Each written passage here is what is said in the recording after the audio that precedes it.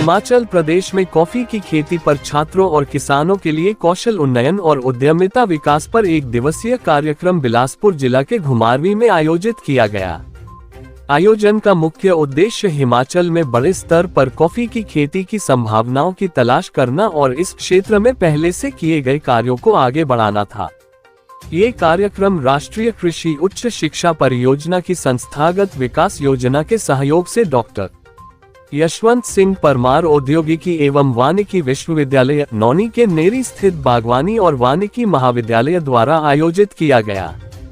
इस कार्यक्रम में राज्य में कॉफी की खेती के दायरे पर चर्चा करने के लिए कॉफी उत्पादकों, वैज्ञानिकों, उद्योग विशेषज्ञों और छात्रों को एक मंच पर साथ लाया गया और किसानों को फसल विविधीकरण के लिए एक और नकदी फसल कैसे दी जा सकती है जो उनकी आर्थिकी को मजबूत करने में मदद कर सकती है। इस कार्यक्रम में मुख्य अतिथि घुमारवीं के विधायक राजेश धर्मानी ने शिरकत की और कहा कि हिमाचल में कॉफी की खेती के लिए पहले से ही कुछ प्रयास किए जा चुके हैं और इस कार्यक्रम के माध्यम से उन कार्यों को किसानों के लाभ के लिए आगे बढ़ाने के लिए विभिन्न हितधारकों के बीच चर्चा की जा रही है।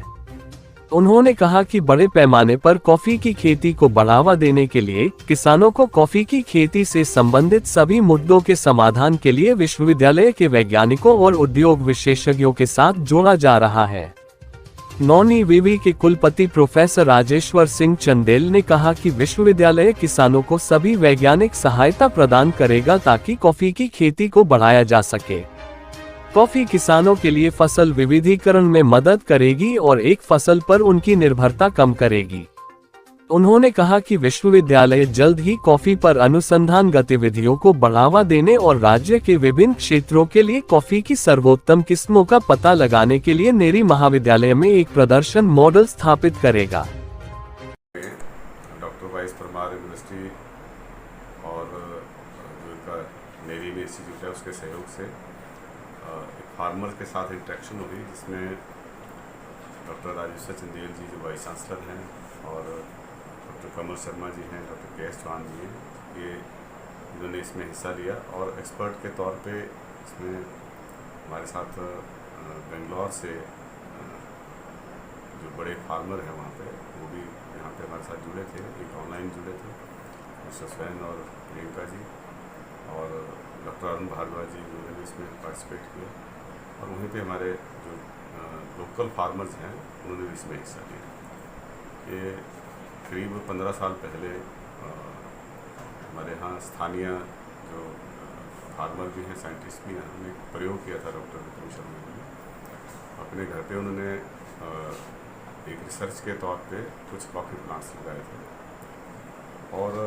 उसकी सक्सेस देखते हुए फिर मैंने उसमें के जो हमारे तत्कालीन वाणिज्य मंत्री थे भारत सरकार में आनंद शर्मा जी, उनसे अनुरोध किया था और उन्होंने कॉफ़ी बोर्ड के कुछ एक्सपर्ट्स को यहाँ भेजा था तो उन्होंने भी इस जगह को सूटेबल बताया कॉफ़ी प्लांटेशन के लिए। तो हमारे जो बागवानी विभाग है उसकी तरफ से कुछ फार्मर्स को सैपलिंग्स दी गई जो उन्होंने सक्सेसफुली ग्रो किए,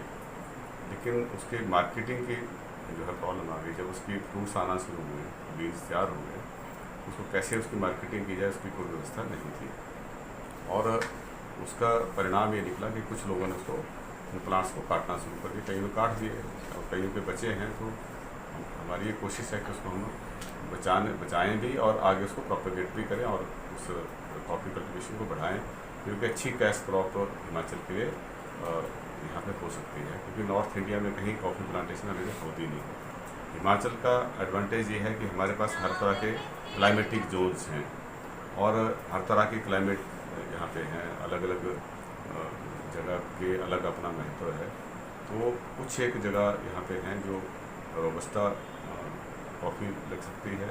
और कुछ एक जगह जो अरेबिका लग सकती है। ये हाइट के हिसाब से इसकी पूरी स्टडी करने के लिए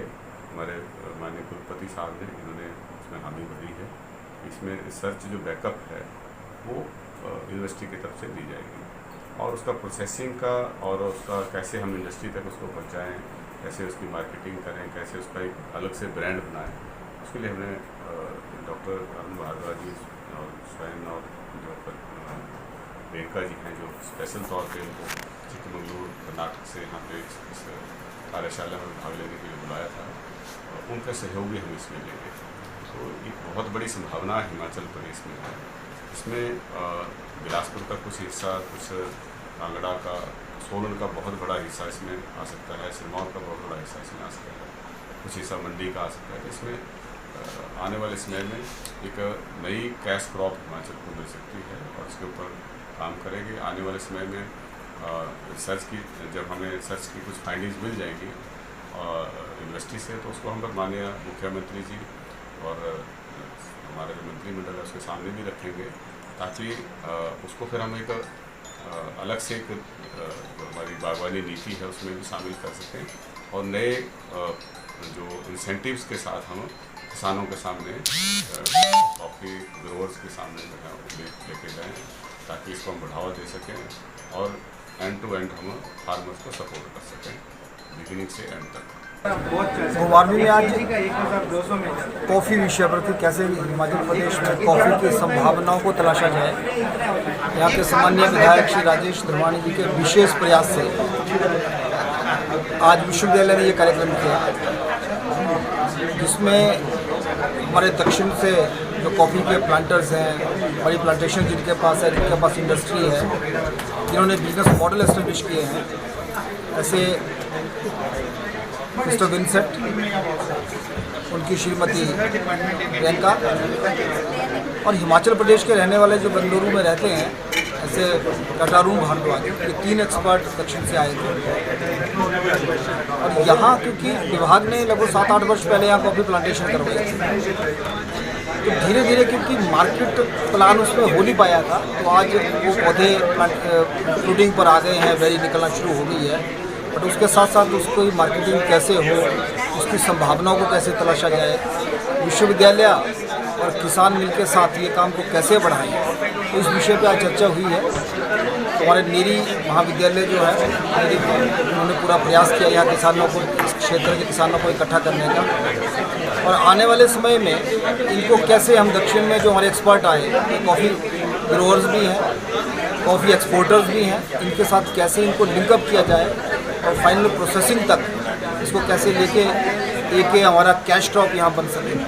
इस पर आज यहाँ चर्चा हुई है। मैं विशेषकर धन्यवाद करूँगा यहाँ के सम्मानीय विधायक श्री राजेश धर्मानी जी का, कि जिन्होंने ये विशेष प्रयास यहाँ किया। एक ऐसी फसल